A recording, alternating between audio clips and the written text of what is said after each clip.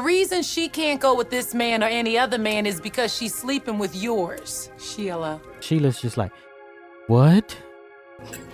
No. Yeah, Sheila. Does Sheila already know about Mike and Trina? Somebody at this table got some damn secrets. That's my secret. I'm the bad guy.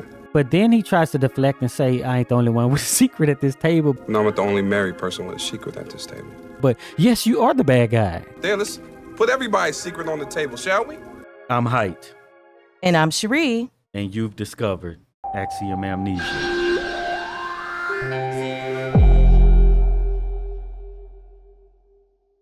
We want to thank all of the supporters who helped to make this video possible. If you want your name to appear alongside these contributors, make a one-time donation via Cash App or click the thanks button on this video, or you can head on over to patreon.com/axiomamnesia or become a channel member by clicking the join button to enjoy all of the benefits of becoming a monthly subscriber. Wow. They were married for 45. Okay. Sheila starts off, at this dinner and she's talking about, Troy, because, man, she is so enamored with Troy. I don't think we talked about that really in her videos. That's why she wound up with him. But, like, dang, she was all into Troy and how great he is and know his whole family, life story. His parents was married for 45 years. 45 years. And then Angela's like, yeah, people don't stay together that long anymore. And I think Diane speaks up and is like, Gavin and Patricia might. yeah. People don't stay married that long no more. St. Pat and Gavin. Yeah, like, dang, not even yourself. But anyway, Patricia's like, yeah, I hope so. I hope so. You're not sure? Angela says trouble in paradise. And then Gavin steps in right away and he's like, no, ain't no trouble in this paradise. We good up here. Sounds like trouble in paradise. Ain't no trouble in paradise. We not perfect, but you got to be willing to do the work. You never know what happens, But you got to be willing to do the work. You but just never know what happens, though, is what Patricia says. a lot of people do that, give those talks like that. That's just weird to me. Where it's like, it's not perfect and marriage is work and all of this stuff. I don't know. It's just weird to me. Mm-hmm. And like, some days when it's bad, like, dang, what the hell is going on some days? Yeah, I mean, I would imagine that, like, if you're talking about a couple that lost a child, I could see how, each of their individual depression and all of the stuff that, happens as a result of the grief is one thing. But a lot of times you hear it from people who just have typical problems, right? Or typical stressors. Oh, somebody lost their job. They may not have the money, or the kids are driving us crazy, whatever, Maybe that's that 20. Yeah, but like they're just like, oh, it's so hard and it's hard. It's hard. It's hard work to stay together for 85, I don't know. And it's like if somebody's been together for a long time, then you got to ask them, what was it? As if they would actually know. But to be able to self-assess, because even here, if we try to use this as an example, probably can't. But Patricia couldn't even tell you as a psychologist in the marriage. Well, here's the question that I always have, because I think about like longevity in relationships, period.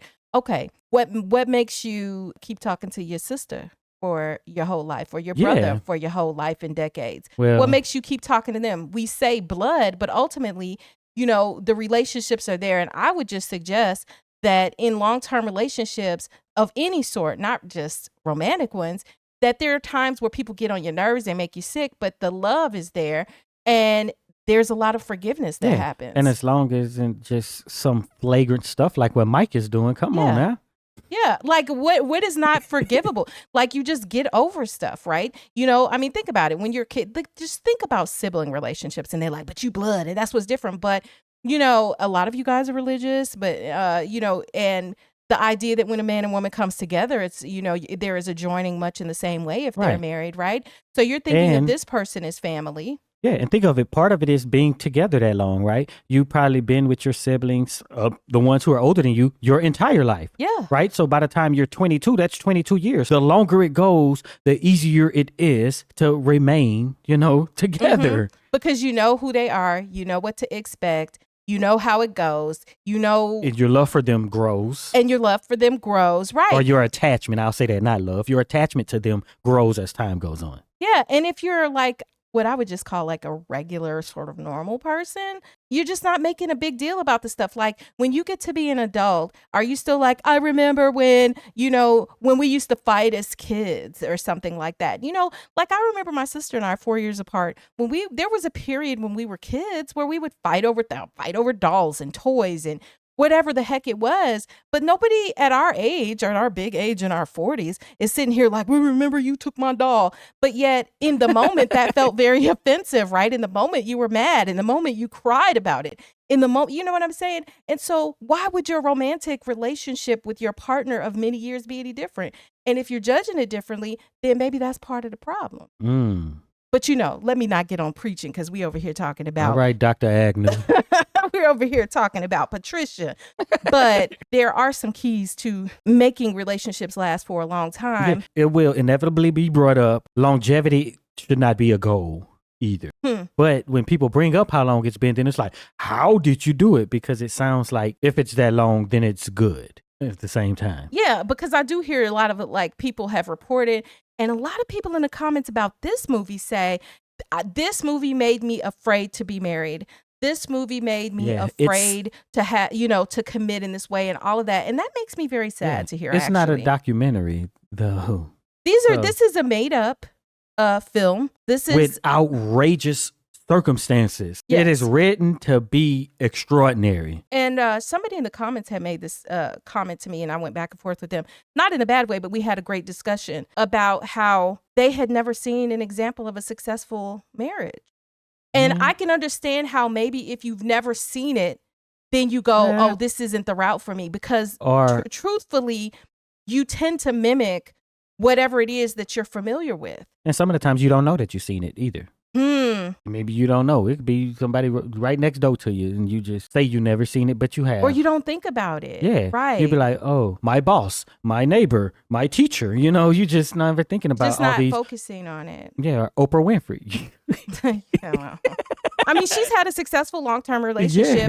You could argue over about, her and Stedman not actually being legally married. But as far as I'm concerned, they married, they together. We don't know that they ain't married. And we don't know that they're not married. See, that's the other thing. Sometimes, well, whatever. We ain't going down that road. Bottom line, though, there are different ways to look at it.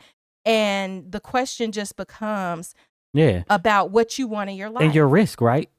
I ain't never seen nobody win a lottery, but y'all playing them $1 billion tickets. Right. Trying to hit. You see the Instagram video of the guy who's like, pay me $50 and I'm going to tell you how to, and then you could make tens of thousands a month. But you're sharing that on your social media and you got faith in the possibility. Talking about $500,000 in my bank account right now. I'm manifesting it. But when I tell you no, that's probably some fake mess, then you say to me, you got a poverty mindset. I ain't never seen nobody make a post and get 500,000 just pop up in their bank account. Yeah. So it's, sometimes we have to just check what we're willing to believe is possible because, we believe scammers all the time. All day. That's just our little soapbox about this part. This is a movie. It is fake and made up. So if you're watching movies and you're making life decisions based on made up movies, fiction, then you might want to take a look at that. Yeah. Think about some things. Gavin, though, in the process of this discussion, he says, we're not perfect. You've got to be willing to, quote unquote, do the work. We kind of touched on that. But he said we love each other. We're not perfect. We have our days, but bottom line is we love each other. And then Patricia adds in, it's the love that gets us through these days. It's the love that gets us through those tough days. Right, sweetie? So now if we reflect back to when they were laying in bed, right, and they're just like, I love you, I love you, I love you, because they're feeling like that's fixing it. That's what's making it better. But in reality, they have not discussed the thing that is probably the hardest, the thing that is tearing them apart, the thing that's eating them up individually. The actual work they said that has to be done. That is the work. They haven't done the work. And I'm not blaming them for not having done the work because anybody who has wounds in their lives knows that when you start peeling back the scab on the wound, because they've healed enough to be able to get out of bed and get dressed every day and continue with work and stuff like that. When you start peeling back the scab on those wounds, the fear might be that you can't function because something like your baby being dead will make you be ready to lay in the bed and not get back up again. Okay. For a lot of people. That being said, here they are as the model couple at this table of couples whose relationships are in shambles. So they're sitting around at dinner, and Sheila makes a toast to love. Love. Love. Then we have some little banter going on with Troy. He's like, "Oh, Trina, you dropped your napkin." He's trying to, little flirt with her and stuff. Dropped your napkin. Oh, well, thank you. Welcome. And then they get into, how this place is beautiful and stuff. And they like, and Troy says, "Yeah, I'll show y'all around sometime." I'd love to show you guys around before you leave. Thanks, but I can't do that. But the whole time Mike is trying to antagonize him and stuff. And then he gets into, "Oh, you the big sheriff around here, right?" You're the big time sheriff in this town, huh? I wouldn't exactly say big time. And then he asks, "How much a gig like that pay? It can't be too much." So tell me, how much a gig like that pay, huh? Can't be too much, that's all. But aren't they vacationing at his spot? Like This come nice on. cabin you're in, he owned. You know what I'm saying? But you trying to shoot, act like he doesn't have Yeah. anything. On a vacation, you go to something that he owns. That says something. He clearly has something that you desire. Well, and then, like you said, he's trying to just, point out that he doesn't make a lot of money because I think, has picked up that Trina wants money. So he's trying to say, let Trina know this dude is broke. He ain't gonna be able to. He ain't gonna be able to let you shop like you want to shop, Trina. But Sheriff Troy says, "I don't do it for the money," or whatever. Well, Mike, I don't do it for the money. I think that just shows that a lot of people's values, not just Mike, because in that moment in 2007 and in these types of movies, he's representing a certain type of person, people who value money above all else, right?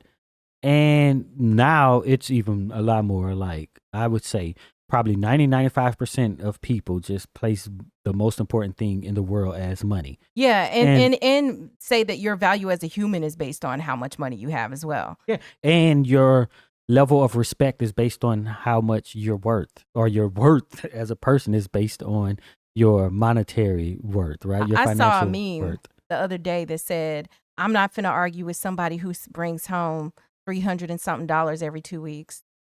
Yeah, well, Why am I going back and forth? I don't with know. you?" I don't know why somebody would want to talk to you, right? Because if money is the value, then that's just who you are, right? Yeah. And to try to say that other people who don't value that is less than is something totally out there. It's not even the type of thing you could convince a person of. Like when they lead with stuff like that, like I already know who you are. When you say stuff like that, or if everything out of your mouth is about, quote, get the bag culture, we can't really how much money even you make, and have a discussion. We can't talk like about anything because your core values are just so off compared to mine. Yeah. But another thing to point out, too, that was said in this scene is that Troy's parents have been married 45 years before his father had passed away. And so I'm like, is Troy's mother still alive? Is she still, I don't know, but just the thought that I had. But what I think that's also trying to say is that Troy comes from an example of what I would say is like the stability of marriage. We don't know what quality of marriage that his parents had, but we know that they managed to be together 45 years without killing each other. We don't know if the mama killed them. Shut up. Which is something that they at this table all seem to admire, right? This long relationship. And they're questioning whether any of their relationships could last that long. But everybody except Mike and Trina admired it. But I do also think that that's the thing it says about Troy is that probably he would want to emulate that when he gets with a woman. Yeah. Whatever. No, snowmobile. I can do that. We'll race or something. What's so funny? You want to share with the table? Mike is very jealous of Troy and Trina. They're kind of being flirtatious over there. And then you have Angela basically pushing the issue, right? Mike, can you please let these single people have a private moment? I agree. And she's basically like, hey, maybe y'all two should go out after this for a drive or whatever. Maybe after dinner you two could go for a ride or something. Mike gets really mad and he's like, no, she can't do that. Trina ain't going nowhere with him. And Sheila asks, oh, wait, what? Why not? And Angela says, yeah, why not? Why not? Yeah, Mike, why can't this single woman go out with this single man? So there's it's coming to the point where it's going to have to come out because, like, dude, you're really showing yourself. Before, it was just that, hey, this is kind of on a hush and hush, and now he's like, nah, I don't want her to go do anything, you know. I need to assert myself as the man in her life. Yeah. And, you know, what's funny is it's almost like a mimicking of the scene. Remember earlier when Trina was standing there and they were talking, Trina was talking to Mike and they're all kikiing and flirting away kind of from the group. And Angela's like, what's so funny over there? What are y'all kikiing about? Right. And then we see Mike do kind of the same thing at the table when he sees Sheriff Troy and Trina giggling in each other's face. Right. And Sheriff Troy was really all up in her face. He was smiling and, you know, looking at her and stuff, which is kind of, you know, like, wow, you know, he really was like, all right, I'm turning my attentions to her. And Mike is so freaking jealous. Diane jumps in basically like, why can't these single people do single people stuff? While Angela is still pushing this, Diane's like, let's just drop this. Can we just drop this, please? I'm so agreeing with Diane right now. Because again, she just wants to avoid the problems. Let's just have dinner. I don't want to deal with this. And at this moment, I don't think Diane has any idea of like what's really coming, right? She just knows that there's tension between her and her husband, and she probably ain't in the mood for the BS, you know? Yeah, it's just all about don't tell Sheila. Let's just act like nothing's going on between Sheila's husband and her supposed friend. Well, and you know, maybe that's one thing I haven't really thought about or explored is the idea that perhaps the reason for the avoidance on this trip really was that everybody is consumed with their own problems in their own marriage. You know, we talked about it a little bit after all the secrets were exposed at this table, but ahead of this, everybody kind of had issues. And so if you got issues at home, you know, do you really want to hear all this mess between these other people? You don't have to hear, you know about it. And is this, do you tell your friend or not? That's what it comes down to. People always have problems. So I'm going to just wait until everything is perfect when they all say marriage is work, you know, and whatever other cliches. Than we've ever been. And then that's when you come with your nonsense. Yeah. And then be like 4 years later. Yeah. Your husband was smashing Trina. Remember 4 years ago, we went to that retreat up there in Colorado. Yeah. He been smashing since then. Foolish. Like, come on. But what I also pick up on too, is that he's like, I'm going to assert myself as the man. But at the same time, he tells Marcus, get your wife. Marcus, get your wife. Come on, baby, give me that drink. And I'm just like, oh man, you know, this whole get your wife, control your woman attitude that Mike has is just very freaking antiquated. I don't know if that's what it actually, it kind of means that, but it doesn't, right? Because if a man is arguing with another man's wife, how does that look too, right? Yeah, okay. I hear you. So you kind of got to be like, but hey. he'd been arguing with Angela the whole time. Yeah. Exactly. But now it's get your wife. He'd been, you know, acting like a little bee, arguing with Angela the whole freaking time. But now get your wife, you know. Yeah, because it's come to the point where it's about to come out. So Mike can tell us why Trina can't go with Troy. So then it just comes out and Angela tells it all. But then part of me, I just can't help but feel like part of this is the conquest of Angela winning in her back and forth with Mike. You know, it's not all about my friend and all of this and that. It's just simply about Angela winning at any cost against Mike. And to me, that's kind of like not right, because this was a very embarrassing way to reveal this. It could have been done more gently. It should have been done more gently.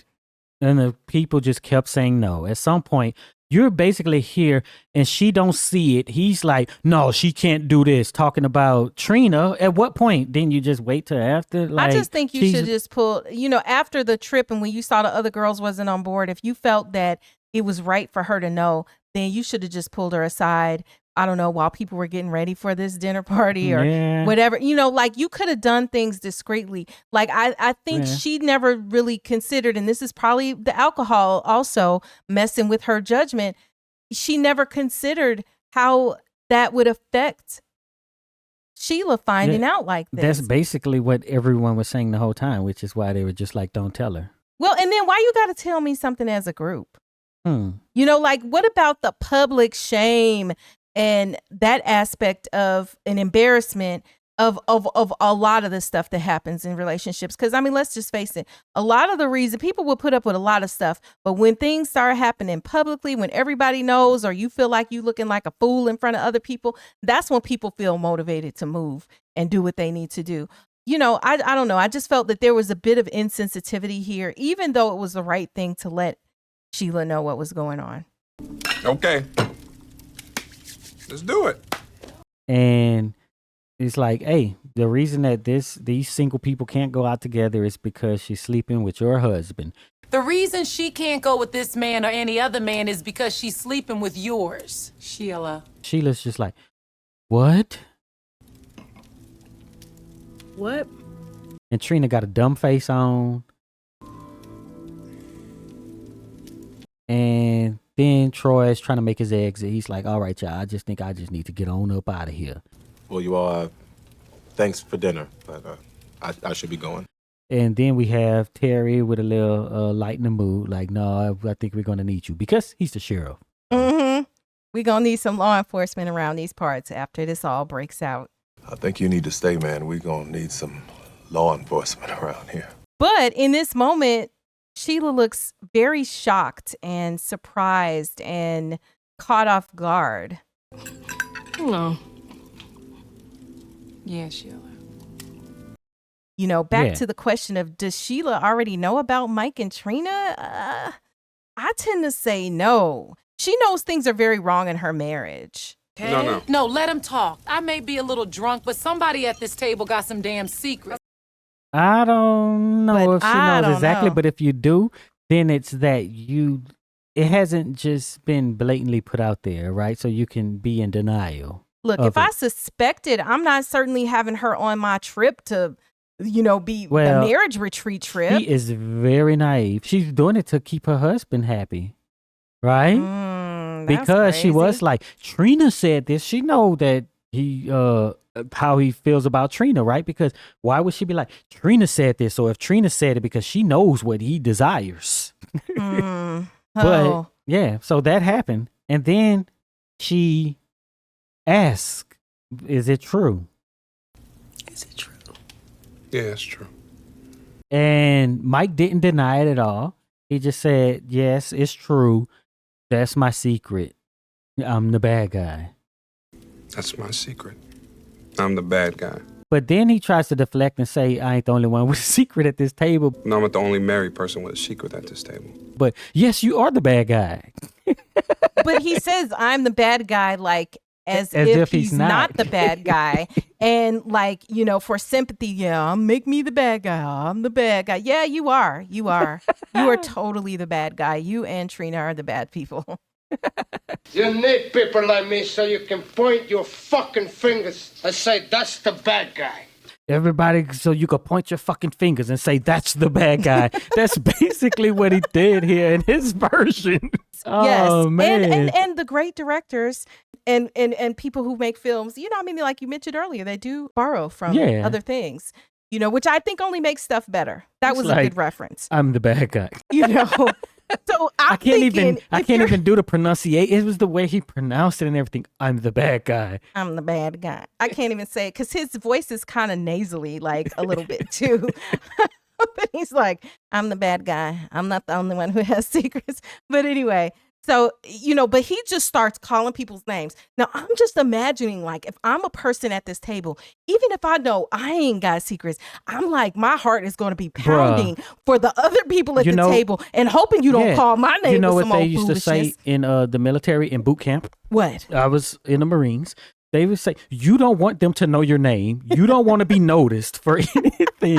So I'm not going to jump up like Patricia said, and hold up, you're getting really dangerous. You put my secret out there. Let's put everybody's secret on the table, shall we? Basically, what Mike does is he goes tit for tat.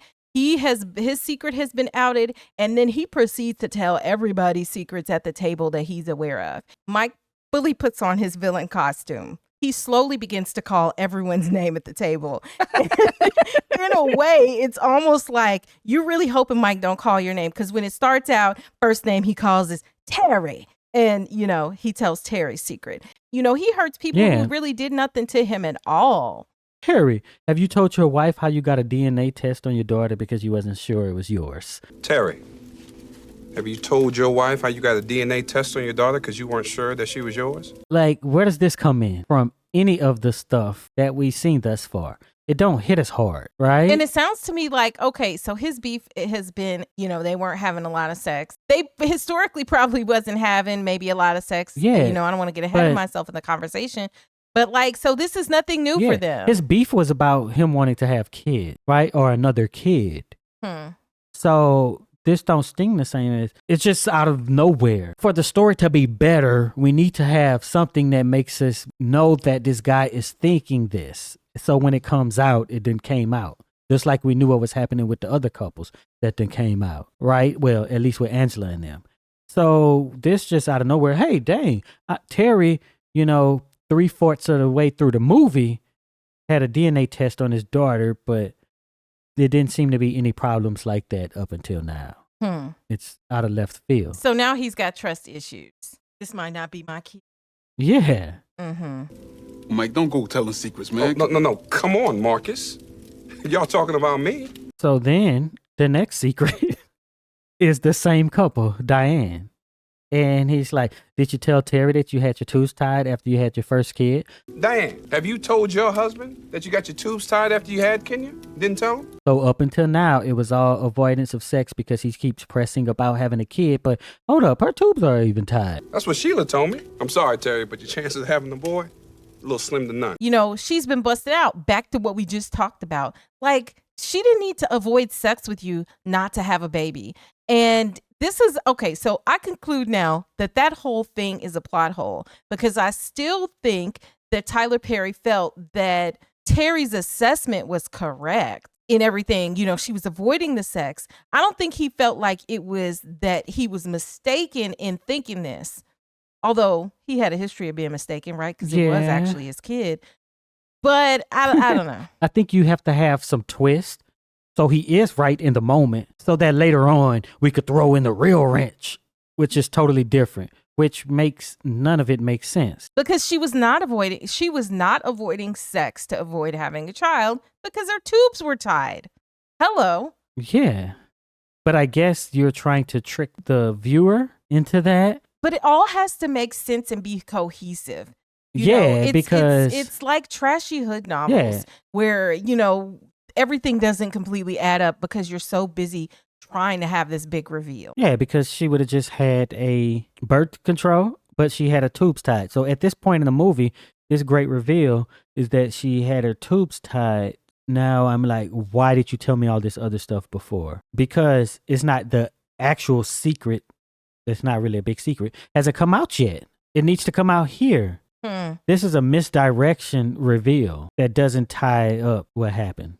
Mike, wait a minute. This has gone too far. You are getting really dangerous now. You need to stop this. No, I'm trying to disappear into the bushes. Patricia, what you should have done in this moment is, if you weren't going to gather everybody before the secrets started getting busted out and just being like, okay, girl, let's just come on in the room together. And then the guys could have been together and this whole thing couldn't have happened. Girl. And then you sat up there and you watched him bust out Terry. And then you sat up there and you watched him bust out Diane. And then she knew it was coming for her. She was like, before you get to me, let's go ahead and stop this. Hold on, you getting really dangerous. Yeah, you dangerous. But if somebody is dangerous, this is not how you diffuse it. She escalated and he was like, Gavin, can you please inform your wife? Gavin, you guys are walking around here like the perfect couple. Will you please inform your wife how you came crying at my house? Yeah, and he basically said that you came to me after the child died and say, how could she be so stupid to not strap him in? Asking, how could she be so stupid and not strap your son in his car seat? I don't think that's that hard hitting. As a psychologist, I do. Well, I do, because you're blaming. Yes, but that's what I think it's understandable as a psychologist that would be something that somebody doing. It doesn't necessarily mean that they feel this certain way about you. Especially if you can involve yourself in your own study, then you can step outside and be like, okay, a husband said this about a wife, right? How could she be so stupid? Because he's dealing with the trauma of what happened with the kid. What I would say is that it's easier said than done. And how many times? Well, I would too, but I'm saying that. Well, how many times do we see situations where somebody's a professional in one area and you're like, wait a minute, you're a teacher. How is it that your kid can't read? Wait a minute, hold on. You're a whole social worker and you didn't recognize X, Y, and Z going on right under your own nose? In movie land, it's very easy because outside of us saying that she is controlling all of this, it's supposed to be that she is the psychologist and she knows when it's right to tell Sheila and all this other stuff. Right. And she knows all about relationships and how you should be talking to each other. Then as this professional who's able to involve yourself in a study with your friends and do it in an objective way, then objectively you can know that your husband can say this and it not be a total indictment on you. Well, and maybe that's how you're able to find a way that you can forgive it. But in this moment, boom, that was like the boom. That was like the hammer coming down on you. That had to be like a chest freaking blow because you're devastated. You're both devastated at the loss of this child. And you blamed yourself, I'm sure. I'm sure Patricia blamed herself that she didn't strap the kid in and that. And then to hear somebody else blame you when you know you're blaming yourself, man, that's got to be some tough. That's got to be tough. And it could be that this is why they didn't talk about it before. Yeah. Because I don't think she could deal with herself, with her own blame of herself. She hadn't worked through that. But see, here's the funny thing to me is that, okay, you're a whole psychologist. You should have probably been in some counseling. Yeah. I'm sure you got friends who could refer you to somebody real good. Could it be that he said that, how could she be so stupid? How could she be so stupid as to not? That'd be the problem. That escalates to that. He say, how could she be so stupid instead of, how could she not think about? Oh, yeah. I hadn't even thought about that. So it's the issue is really that you're not only are you blaming me, it's a double whammy. You're blaming me and you're calling me stupid. Yeah. In a situation where I'm supposed to be this, accomplished person and I'm so smart and I done figured out everybody's situation. But see, here's also the hypocrisy, because remember when they were laying in bed, Gavin was like, what are we going to do about our friends? Like as if their problems are not as bad as their friends. Yeah. When in reality, they probably had the worst problem. Yeah, and they both probably should have seen some help. And I know people are going to probably try to bring up the second movie. And but it should have been getting into some therapy even before the second movie. Right. Before this movie. Right, because we're at the point where all we can talk about is the movie that we have in front of us currently. We will be talking about the next movie, but right now we're on what we know in this movie. And this is what we know. Yeah, but I wondered that how much did Gavin contribute to this study? Probably nothing. Gavin probably just listened and was... I don't know, because let's say you have your wife. She's like, oh, we do this study. I know she talk about her work, right? Yeah. To him. That's probably where he got 80-20 from. Yeah, see, that's what I'm saying. So then when he go, he's like, hey, I need to help steer this stuff where it go. And that's why when they're all outside, he is like, and it also means when somebody says something, you don't say something that hurts them more. Because he is part of shaping what goes on. And maybe that's why he couldn't say what he felt to her, because he knew that it would hurt her more, right? Imagine if he's like, I blame you because you were... you didn't strap this kid in and you were being stupid. Well, that is a rebuttal that would really hurt somebody who already is in pain, and he wouldn't say it. But sometimes in life, you're giving mercy to the person and not saying something tough to them, but he vented to his friend, right? He had to say it. He had to vent it. He had to let it out. But see, did he or did it just come out? It could have been either one, because if he was over there and distraught and crying, right, I would just imagine that it wasn't something he could hold in. But see, this is why they needed to be in therapy separately and then together as a couple. Yeah. But a lot of people brought up Mike probably didn't just show up like this. He probably been like this the whole time. So why would you go to him like this anyway? With stuff that he shouldn't, that you don't want to be let out with secrets. I mean, I could just make all kind of speculation. Sometimes in moments of desperation, you could have went by Terry's house. Terry wasn't there. You could have gone, I mean, we don't really know why it would be. But when you're desperate, sometimes determining to whom you should go with your problems is just... Or whoever showed up at the hospital or wherever first. Yeah. So you just don't know. Maybe wherever he was at the time he was having his breakdown, Mike and Sheila's house was the closest, and he's just, because, I mean, obviously if he showed up crying, he's already in some type of emotional distress. So, yeah, I mean, but when you think about it, it's like, we're joking here, but like, this is a really, really sad situation. I tried to do a bit of research, although I'm not going to go too deep into this. But, my impression prior to this and prior to revisiting some of the research was that many couples actually do divorce after the loss of a child. However, when I read some of the other things, they talk about like these longitudinal studies of couples and their grief responses and whatever. And they said about 30% of husbands and wives reported having more negative feelings toward their spouse since the death of their child, right? Only 14 to 20% of people felt like their marriage had deteriorated since then. But see, the biggest problem that they identified about what happened is that the divorce rate in the U.S. population is it's 50%. So, it's kind of like you're not studying this in a bubble, because if the divorce rate is 50% and they divorce, you can't be like, oh, well, they divorced because of the loss of the child. And it's a little bit difficult to actually get the true numbers on, because it would be like self-reporting as to what was the problem in the marriage that caused the breakdown. Yeah, but you can ask how long before this significant event happened. Right. So, but so to summarize, what I did find is that this event, the loss of a child, can either break you up and bust you up, or in some cases, people have reported that it brought them closer to their spouse. Interesting. So that, to me, that's just an interesting takeaway. We are not getting into this whole discussion and study. If you are a psychologist or a psychiatrist or somebody who is well-versed in this, it'd be interesting to hear in the comment section anything that you have to say about this. But just in a cursory review of some of the literature, this was what I was able to find. So what I'm looking at the table now is that who is drinking? Angela. And who is not, because before I brought that up, but it looks like everyone is drinking, which makes me think about class, right? Because a class will inform in a situation like this where the drinks are on the table so that you can assess who has a drink and who doesn't have alcoholic drink, because you would probably set the table in a certain way depending on the class, and if in other classes may indicates that a table isn't set up in a specific way, so then we can't deduce that somebody doesn't have a drink based on something not being on a certain side of a plate. And they do have wine glasses, and we don't see any red cups. What do you mean red? Oh, because bruh, I was thinking of the red wine. You talking about is it a solo cup?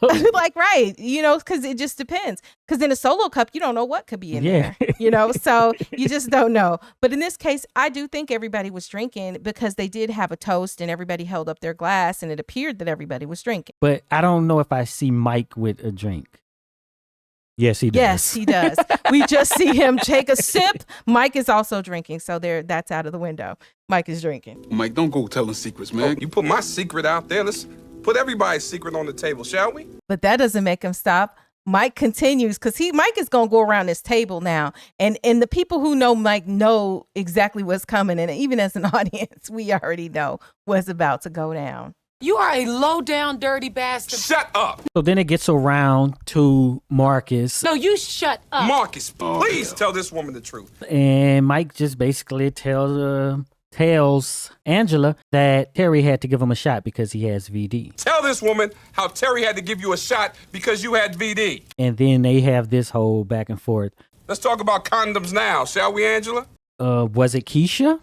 Is what Angela asked. And oh, so you got VD? How long have you had it? Was it Keisha? Marcus, believing that it was, says, yeah. And here comes Angela. No, it wasn't Keisha. It was Walter. No, you didn't get it from her. You got it from Walter. What are you talking about? I ain't gay. And his first response is like, I'm not gay. And she's like, no, I slept with Walter. No, I slept with him. I got my shot. I was just waiting on you to say something. Boom. I got a shot. I was just waiting for you to say something. Boom. And she says, but it still is. It's so ridiculous, but yet it is hilarious in this moment, but sad when you really think about the reality of their relationship. And he jumps up and he tries to choke her, which is... Or he does choke her, really. Very strange. And she jumps up and says, Troy, arrest him. You see he's trying to kill me. Arrest him, Troy. It's ridiculous. Troy walked into a whole mess that he really didn't want to be involved in. That's why I slept with her. You're so damn evil. It culminates with Marcus saying, that's why I slept with her. You so evil. You know what? You put your hands on the wrong one, Marcus. I'm out of here. Get out of here. Moment, and he says it in this high-pitched voice and whatever. It's just like in this moment, like think about also, even though we know Marcus is very trifling for his actions, he has had the stress all day and all however long he's been burning of knowing kind of what this was going to lead to. But then not only that, then not to find out that she has been cheating on him as well. And I don't think he felt like she would do that. And so this caught him off guard. I think that was the thing that sent him over the edge. Because notice every time somebody said, did the wife burn you? He's like, no. You know, like it's not even a possibility. It's nowhere on his radar is he thinking that Angela is out there creeping. And she was. Back to the beginning where she has problems with the ex or the baby mama, right? Keisha, clearly. And she just assumed that they were doing stuff. And I guess he was right. But she assumed it, and that's why she didn't say anything. So that the baby mama could get burned. Probably, or if he don't say anything, then that's your confirmation, right? But like that's low down. You know what I'm saying? Like at the end of the day, if we call a spade, like that's low. It was low when he was refusing to tell her that he was burning, and it is low that she'd been known and hadn't said anything because you're playing with people's health. Period. It's just, it's not right. The whole time, Mike, that don't seem like him, right? He was pretty straightforward about everything except that. And then he didn't just embrace it and be like, yeah, I am. It was like, oh, you told this thing that I definitely really care about being out, because I think it wouldn't have been that big of an issue because we see how much she's already taken. So it's kind of just don't make sense for him as a character to just, all right, now let me just tell everybody stuff. When the dudes already knew, right? Maybe he felt justified and pushed this way. As a man with his man creed or man code, like the fact that you went and you outed all the dudes is crazy. I can understand outing Angela and by proxy, you know, you're going to out Marcus. But like to go all into these other people's stuff, he was like, oh, and since you got something to say, and it was when the women interceded, then he told the men's secrets and the women's secrets, right? Yeah, but it was mostly just the men, right? It was, he told except that Diane. From everybody. He told a secret from everybody. Everybody or every couple? Every individual, well. Right, because the only thing was Diane got her tubes tied. Oh, yeah, okay. So Diane got her tubes got a tied. shot, right? That's on the man. Who else is and at the table? And then crying about the Gavin, baby not being latched in. Gavin. Yeah. So see, that's his. Yeah, so he told one secret from every couple, but like, dang, bro, you are just like, you're willing to betray entire friendships. Yeah, and then he act like he cared. Before, he was on the way he talked to Sheila on the plane, the way he talked to her in the bedroom when she came in there. Then he's like, I'm sorry you had to hear this like this. I'm sorry you had to hear this way. Take your friend over there. And then he say, baby, go pack us up to Trina. Let's cut this trip short. Baby, go pack us up. We out of here. Well, you know, something that I have seen, though, before is that people who act like they don't care a lot of times and to treat people any old kind of way, you know, where the rubber meets the road, you come to find out that they really did care or they claim to have cared. They just didn't act like it, or they were just so self-centered that they just, you know, it was all about me, right? But when something happens or they get left, then there's this confession that, oh, you know, I'm losing everything that I had. Well, you didn't act like you cared if you lost it. Mike did not act like he cared.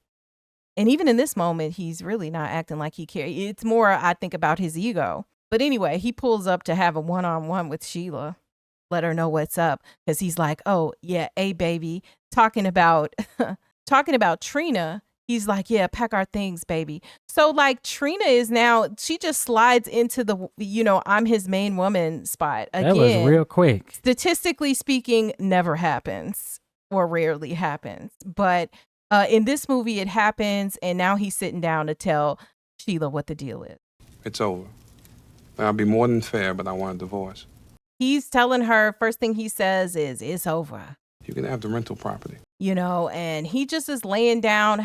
So clearly he's thought about it. You know, you can have the rental property. I'm going to have Paco put bars on it. I have Paco put bars on it for you, so don't thank me or none of this. It's a rough neighborhood. So like it's a bad neighborhood. So I'm going to move you from wherever you live now, which is nice and safe, to this bad neighborhood. Don't forget, I'm doing you a favor. You ain't got to thank me or nothing, he says.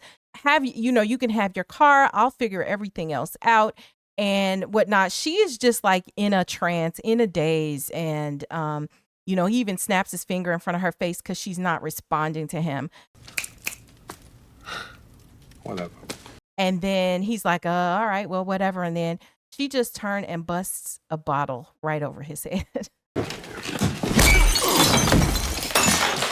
Oh, I hope he's dead. And the bottle broke pretty easily, and he was just left unconscious. Yep. And she walks out the door. And then you hear the old Negro spiritual hum.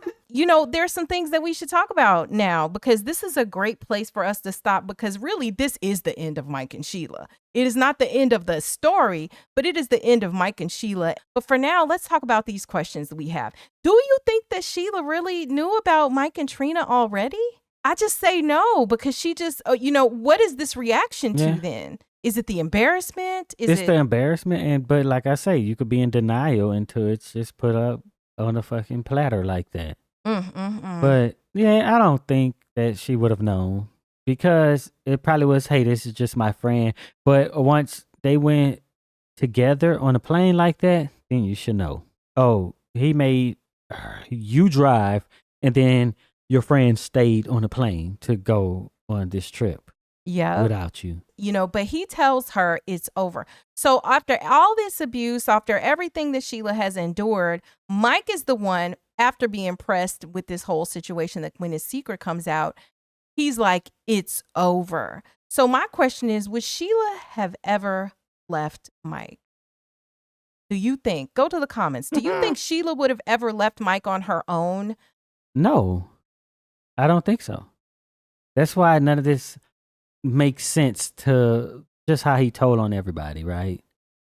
I just think that if this don't come out, it just continue as it is, and maybe he would have just been open about, yeah, I'm doing whatever with Trina. Sheila and Trina would have been sister wives. Because I agree. I don't think that Sheila would have left him. With everything that was exposed, no matter how he was talking to her, I really do not think she would have left. Like, I don't know what it would have taken. I don't think this was enough for her to actually leave him. She walks out now because he told her it was over, and she's now coming to that realization. But if he had turned to her and said, listen, if he turned to her and was like, listen, this is going to be my girlfriend. You still my wife. You still get to live at the house. You still get to have everything you have. But I'm going to have this side chick, this my mistress, or whatever he wants to label her as. I think Sheila would have been looking crazy, but I don't think she would have left. I don't think she would have left. They'd have been sitting up there like sister wives. Now, I don't know if they could have been friends beyond this, but like the way Sheila's mind was set up in that moment, I don't know. I don't think she would have left Mike. And Mike knew that all along. It's back to what you said earlier. Mike knew that. That's why he was just acting so foul. If the person doesn't think you'll do anything in response to their mistreatment, and I'm not saying they as in men, I'm saying anybody in your life. If the person is mistreating you and they don't think you're going to do anything, then that's part of their calculus as to the things that they're willing to do to mistreat you. Yeah. If they thought you'd do something, they might actually not, refrain from some of the stuff that they do. There was like no real reason for him to be secretive like that, per se, right? Because he didn't care about if other people knew. That secret, yeah. He didn't care if other people was knew. not enough for him to just go on off the deep end like he did to end this relationship. But it makes for, good salacious movie. Yeah, it definitely makes for a good Tyler Perry movie. Yeah. If you made it this far into this video, start your comment with "Don't tell Sheila," so that we'll know you're one of the real ones who watched this video to the end. And be sure to check out the video that's on the screen right now, and check our videos that we've put out recently, because sometimes you guys don't get the notifications. Bye-bye.